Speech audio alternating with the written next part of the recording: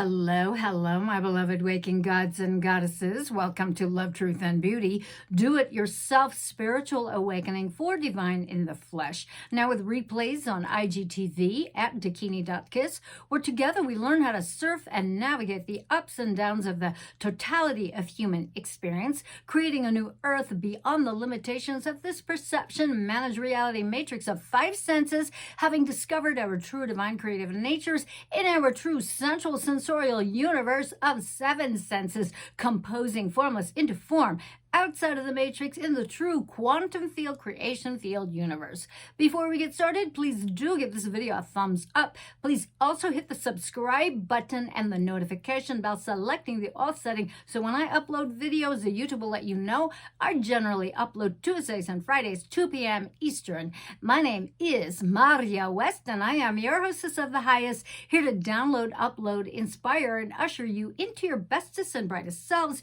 your bestest and brightest light, and inviting you all to open your hearts wider and wider and wider and wider and wider and wider and wider still.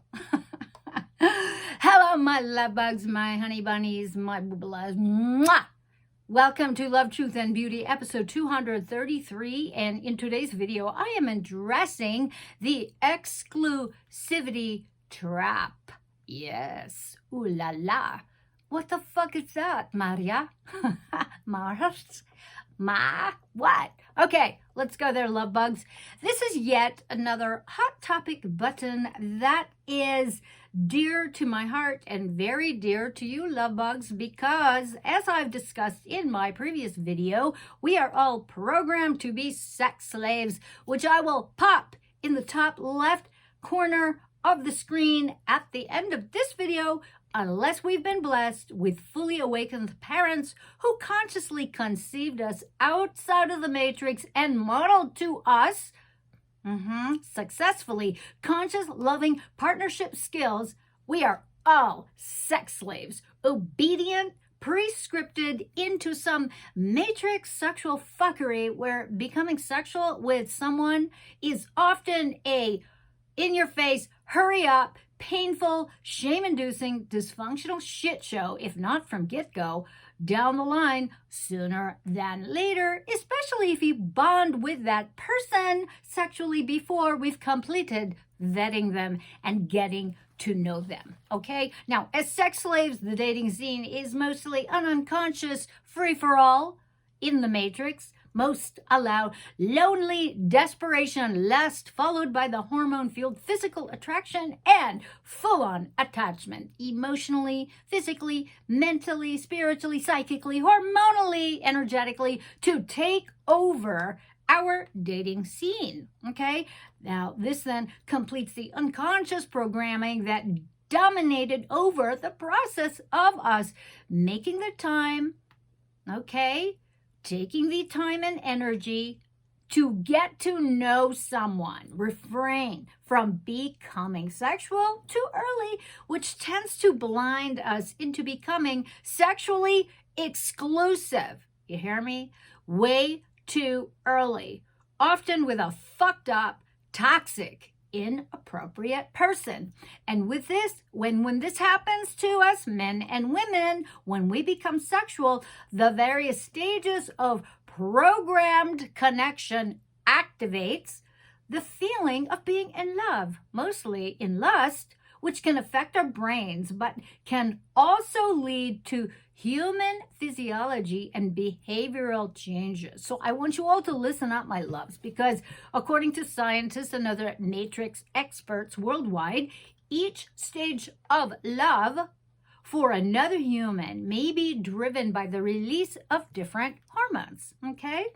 Now, these beguiling cocktails of hormones released during each phase can influence how we think and behave and negatively and positively affect our well-being, okay? Now, the three stages of so-called being in love. We've got lust, attraction, and attachment. So we're going to go over them. All right. So lust. The first phase of falling in love is the lust or the desire phase. Now, lust is the craving for sexual satisfaction, which is a feeling that evolved in humans to motivate sexual union with a partner. Okay, now during this phase, men and women release healthy amounts of testosterone and estrogen. And our insecurities and desperation can often fast track this phase into early sexual exclusivity. Okay, so pay attention. Now, in women, estrogen plays a role in vaginal health, fueling the longing for physical closeness with a mate and the desire for sex. Okay, wet panties, my sisters. Okay, we've been there. Okay, now in both males and females, but more so in men, testosterone drives sexual desire, openness, and seductiveness. Okay, so we all need to be aware of the players with their growing harems. Okay, now I know men and women both do this. Okay, I have some funny stories. Someone asked me down the line. Okay, I'm not going to go there now. So, regardless of gender, when these hormones are present at healthy levels, the reproductive system is therefore regulated, energy levels increase, the sex drive is heightened. Now, pheromones, which are odorless chemicals produced by humans and also by fancy, high-tech, high-priced perfumers, okay, are detected by the nose of other humans via our sense of smell, okay?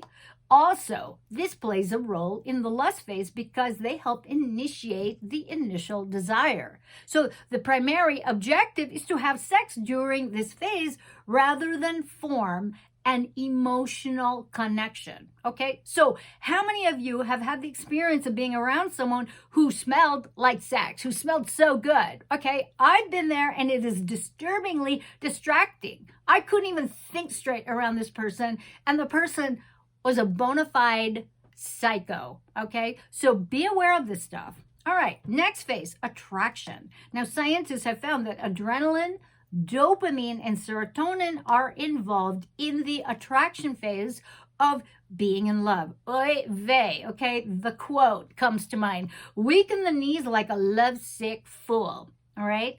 Adrenaline is a hormone that's released during the human stress response and plays a role in enhancing humans' attraction and sexual arousal. Now, this hormone can cause the heart to beat faster and more robust, resulting in a surge of energy and focused attention on your potential mate. It can also heighten feelings of anxiety or nervousness, or the so-called butterflies in the stomach, or making your palms sweat, that sort of thing. Now, during this phase, personally, I find myself in fantasy land, no longer hitting those old familiar go-to hot sex highlight reels, but forecasting some hot scenarios with my potential beloved, hopefully soon in the future. Got it? Okay. Dopamine is the other hormone that plays a role in motivation, addiction, attention, and desire. Now, once released, dopamine is the chemical superstar messenger that produces a feeling of happiness and bliss. So if you've not vetted the person properly that you're dating and getting to know, and you've already bonded, these feelings may not be accurate. Okay, so pay attention to that. Dopamine is also released in response to, get this, cocaine and the sugar, which we all know to be incredibly addictive. Okay, now serotonin is the hormone that acts as a neurotransmitter and plays a role in maintaining mood balance, appetite, sleep, memory, sexual desire, and sexual function. Yeah. So during the attraction phase, serotonin levels drop down, they decrease, resulting in sleeplessness. Now, low levels of serotonin have also been linked to individuals with OCD, obsessive compulsive disorder. This may also be why Individuals in the attraction phase of falling in love obsessively think about their potential partners. Even though this hormone decreases during the attraction phase, sex can cause serotonin levels to increase again. Now, during this attraction phase, one may experience anxiety mixed with euphoria and or exhilaration and a craving for union with the other human they desire, even if they are douchebag inappropriate. Okay, I hear this all the time, people. Okay, now this anxiety may also be your consciousness giving you a swift, continuous bitch slapping to get your attention. Yo, listen up. This person is not right for you. Okay, now since hormones are associated with the stress response released during the attraction phase, individuals may also experience psychological changes such as sleeplessness, increased energy, jitteriness, loss of appetite, rapid heart rate, accelerated breathing, in addition to the anxiety and euphoria. Now, often considered the honeymoon phase, between two partners, this phase usually only lasts a few months or less before the attraction fades or the attachment phase takes over. So this is the final stage, attachment.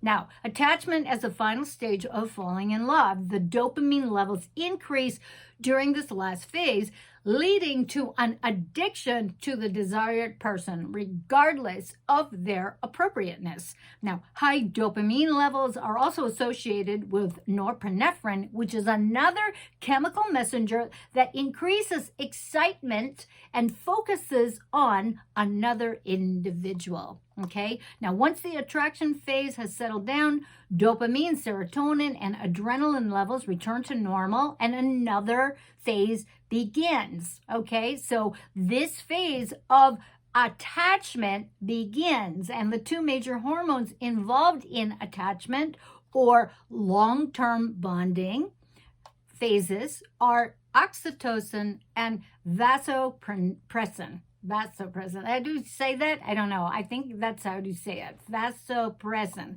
which both play a role in societal and reproductive behaviors in humans. Okay, so oxytocin is referred to as the love hormone, and it is released during the attachment phase in correlation with physical touch and increases dopamine, which is also known as the happy hormone. This is perhaps why the brain area associated with the feeling of reward and pleasure is activated when oxytocin is released during contact with another human who is safe. Now, gestures, activities such as hugging, kissing, cuddling, spooning, and sex boosts oxytocin levels, enhancing the monogamous bond between partners expressed in love and in nesting. Oxytocin is also released in mothers while breastfeeding their infants, facilitating a deep mother-infant bond. Vasopressin is the other hormone released after physical touch that initiates the desire to stay with that particular individual and develops a strong emotional attachment. Now, the attachment phase brings a feeling of calmness, security, a desire to protect one another, emotional union, and comfort. Now, this attachment phase doesn't just exist in romantic relationships, but also can be present with other bonds such as family and friends, and can be exceedingly frustrating in highly sexually charged, toxic, already abusive, emotionally abusive, verbally abusive, sexually abusive relationships. Okay, so the release of these intoxicating love hormones make it super challenging to disconnect and let go and leave an inappropriate someone that you may have sexual chemistry with, but is not even a match to your morality, your values, your world vision, making them a no-go from the very start. And since we've been talking about the 4 levels of relationship in and out of the matrix, where only one level, the fourth level of the heart-based new humanity, resides outside of the matrix in the true quantum field, creation field universe. This matter of exclusivity, this topic is important for you to understand and take full responsibility for your choices. Okay, now we've been talking about fast tracking this love divine from wherever we are, quantum jumping our relationship realities and sectors through clarity and intention. We've discovered various ways to receive and embody divine love's rich and rewarding details and aspects, all non-negotiable through the contrasting elements of low vibe, low quality, toxic relationships that often become addictive, to avoid those and attract higher aligned beloveds. So here are some of my tips for vetting during the dating phase of calling in high vibrational, high quality beloveds and relationships. And this applies to all genders and orientations, so stop your judgments, okay? Number one, keep your list of non-negotiable, high vibe, high quality attributes and aspects that you want to ensure from your beloved handy and refer to them often, okay? One red fucking flag from that list, move on. Swipe left, babes. Okay, number two, maintain clear boundaries and communication from the very start of dating. This is mandatory, kids. You can't fuck up and, become willy-nilly on that. Number three, common sense is a superpower to keep yourself safe and out of the crosshairs of the toxic master manipulators, the NSPs, the narcissists, sociopaths, and psychopaths, okay?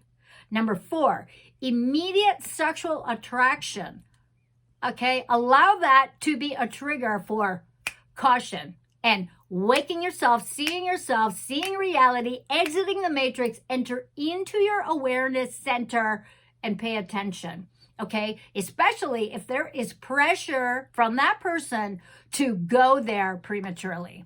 Number five, make the time, okay, to get to know someone in various scenarios, okay? Meet their friends, meet their family members, meet their coworkers, check out how they handle conflicts, how they handle communications, okay? Are they miscommunicating? Are they able to troubleshoot? Are they screamers? Do they get flustered? Do they ghost you? Okay? Number six, are they reliable? Are they flaky? Do they make plans and stick to their agreements with you? Or do they just disappear? Or do they just keep you in tow through texting, through emails? Okay?